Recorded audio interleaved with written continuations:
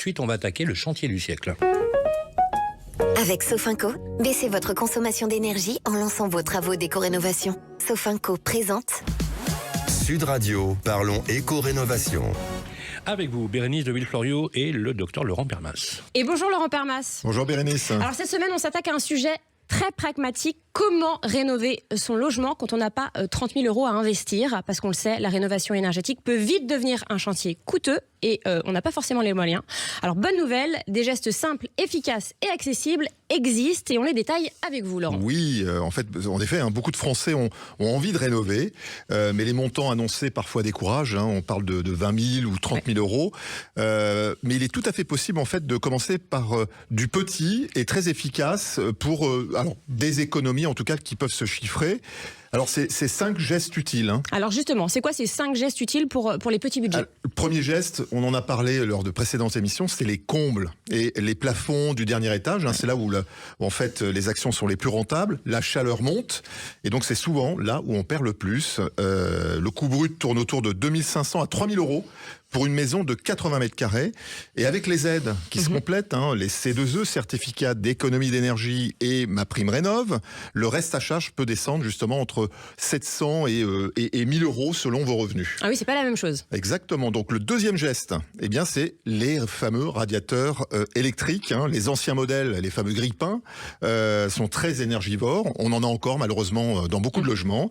Et c'est justement les remplacer par des radiateurs à chaleur qui coûtent entre 400 et 700 euros pièce. Ça, c'est très concret puisque ça brûle énormément d'énergie. En tout cas, le coût de la facture d'électricité est énorme. Et puis, sans les changer, on peut ajouter aussi un thermostat programmable. C'est un petit investissement entre 250 et 500 euros qui peut rapidement être rentabilisé sur votre facture de chauffage et d'électricité. Donc, il règle en fait le radiateur. Exactement, c'est le fameux pilotage de la chaleur. Et alors, justement, c'est quoi? Troisième geste, installer des systèmes de régulation simples. C'est les robinets thermostatiques, un programmeur qu'on trouve en fait dans le commerce, un peu coûteux. Ils sont souvent installés en fait pour moins de 300 euros. Et là encore, il existe des aides. Et puis le quatrième geste, c'est les cales feutrées. Donc on le voit parfois dans certaines maisons, les fuites invisibles, les tuyaux, les coffres, les volets, les portes d'entrée, les prises murales. Petits travaux à faire soi-même, si on est un peu bricoleur. C'est entre 100 et 300 euros maximum pour un effet immédiat sur le confort. Et alors le dernier, le cinquième? C'est le plus important, en tout cas, c'est activer tout simplement les aides. Pour les petits travaux, les C2E, les primes coup de pouce, les aides locales et parfois les crédits à taux zéro.